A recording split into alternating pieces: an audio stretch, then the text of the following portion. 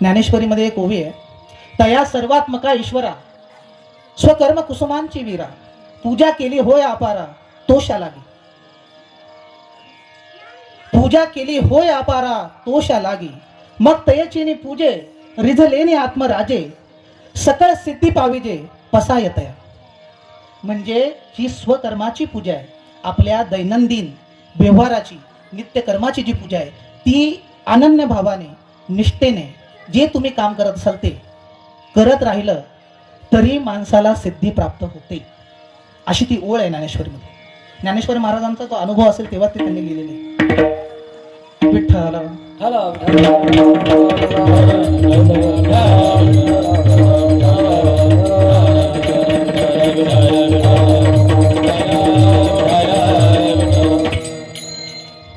मग वाऱ्या जातायत आणि सावता महाराजांची मुलगी नागू त्यांना विचारते की बा आपण का नाही जात रे वारीला.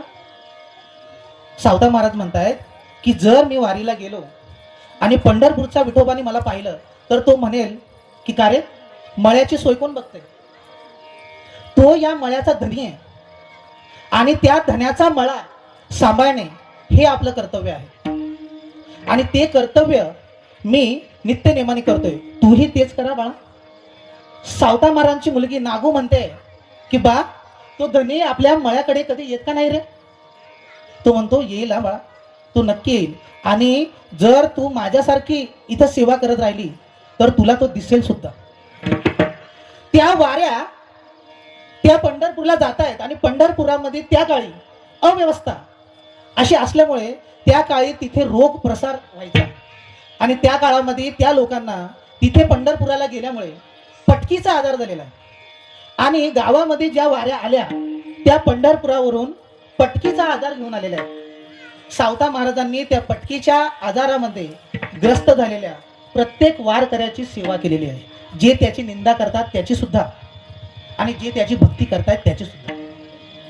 सावता महाराजांनी प्रत्येकाची सेवा केलेली आहे.